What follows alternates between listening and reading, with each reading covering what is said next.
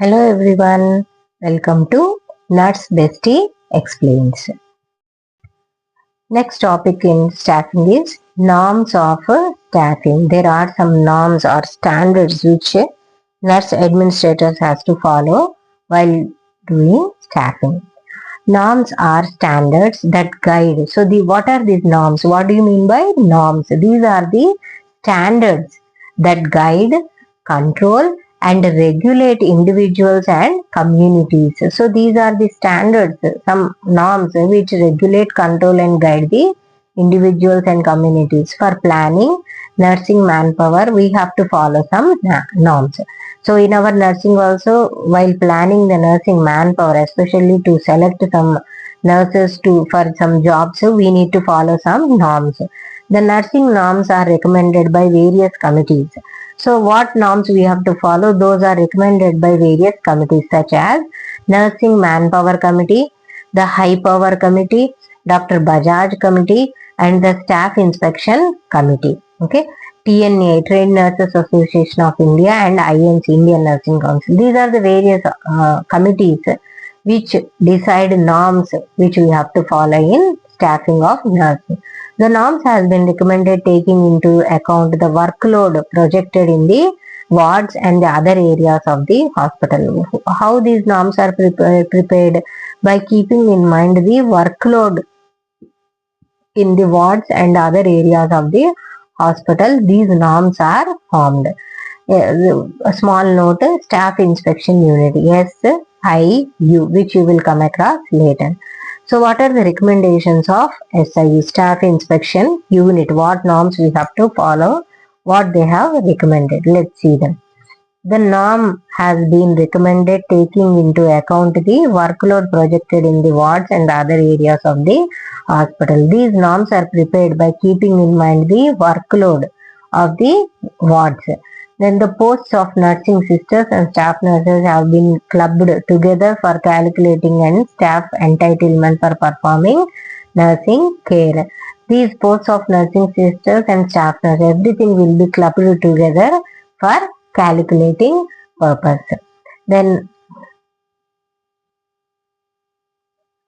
out of the entitlement worked out on the basis of the norms, 30% posts may be sanctioned as nursing sister. Among the selected, from 100%, 30% posts may be sanctioned as a nursing sister. This would further improve the existing ratio of 1 nurse sister to 3.5 staff nurses fixed by the government in settlement with the Delhi Nurse Union in May 1990.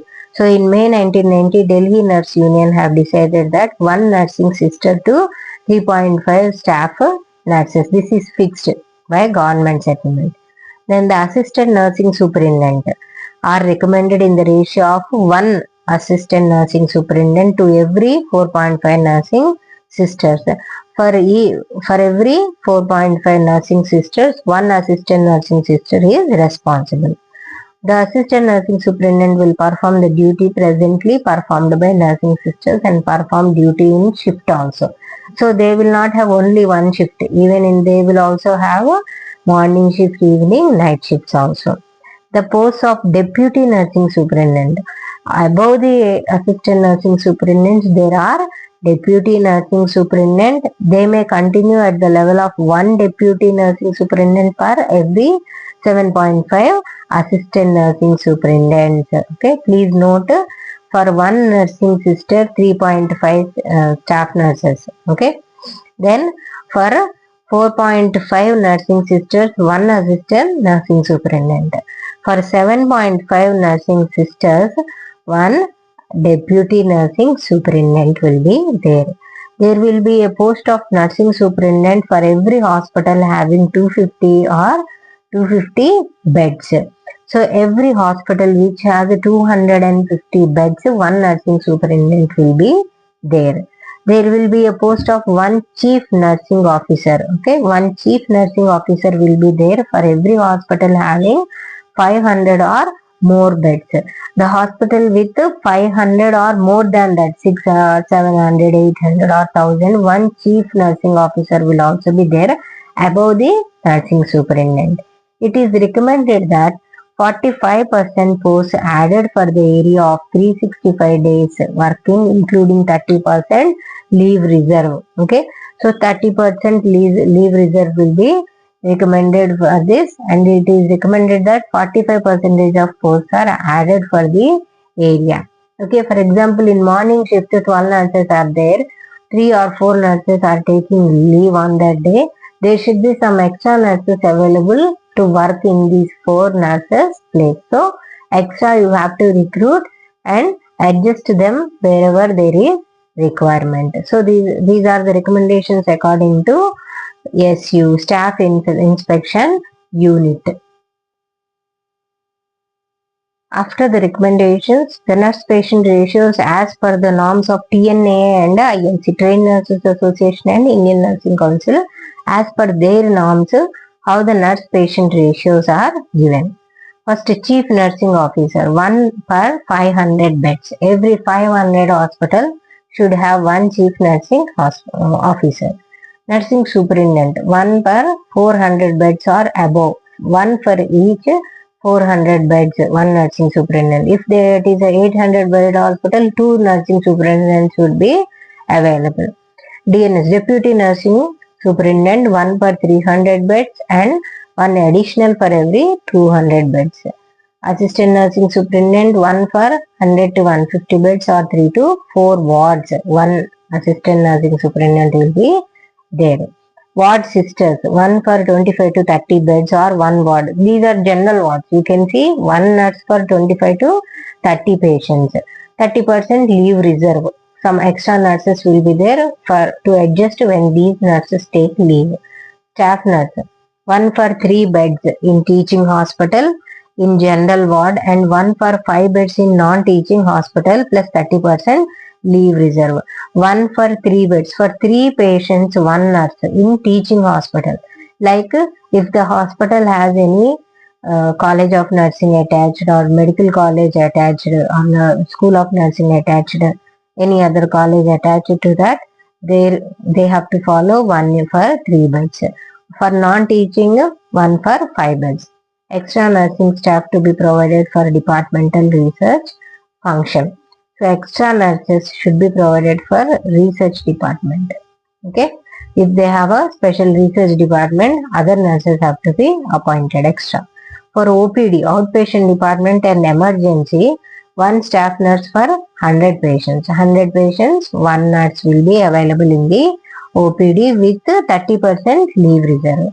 For ICUs, intensive care units, 1:1. As we know, 1 patient, 1 nurse. This is very good care possible only if we follow this ratio, or 1:3 for each shift plus 30% leave reserve.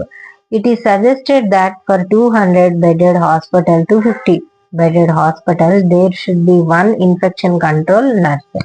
Every 250 bedded beds, 1 infection control nurse should be appointed. Okay, so infection control nurse is very important. Her role will be different from the routine staff nurses. Next, you can see the nurse patient ratios as per these SIU norms. Okay, so they are general ward 1:6, staff inspection unit norms. General ward 1:6, 1 nurse for 6 patients. Special ward like pediatrics, burns, neurosurgery, cardiothoracic, neuromedicine, nursing home, spinal injury, emergency ward or casualty attached. 1:4 is the ratio. Nursery 1:2, intensive care unit 1:1, nothing mentioned about the shifts. Labor room 1:1 per table, for 1 labor table 1 nurse. OT major OT 1:2 per table, minor OT 1:1. Casualty, in that again casualty main attendance up to 100 patients per 3 nurses for 24 hours, 1:1 per shift day thereafter. For every additional attendance of 35 patients. Okay, then gynec or obstetric attendance 3 staff nurses for 24 hours, 1:1 per shift. Thereafter, every additional attendance of 15 patients, additional 15 patients, 1:1 nurse has to be ready, 1:15. Then injection room or OPD outpatient, attendance up to 100 patients per day. If that OPD is getting 100 patients per day, one staff nurse is required. 120 to 220 patients, 2 staff nurses. 221 to 320 patients, 3 staff nurses. 321 to 420 patients, 4 staff nurses. Blood bank 1, pediatric unit 2, immunization 2 nurses, I 1, ENT 1, pre-anesthetic 1, cardio lab 1, bronchoscopy lab 1. Vaccination anti-rabies 1 nurse, family planning 2, medical order 1, dental OP 1, central sample collection centers to collect the samples 1 nurse, orthopedic department to help with the patient's cast application 1 nurse, gynec 2 nurses, x-ray 2 nurses, skin OPD 3 nurses, VD center, venereal diseases center 2, chemotherapy 2 for giving chemotherapy treatment, injection, saline, all that, neurology 2, microbiology 1, psychiatry 2 nurses, burns 2 nurses. These are all the norms which are followed given by TNA and IMC.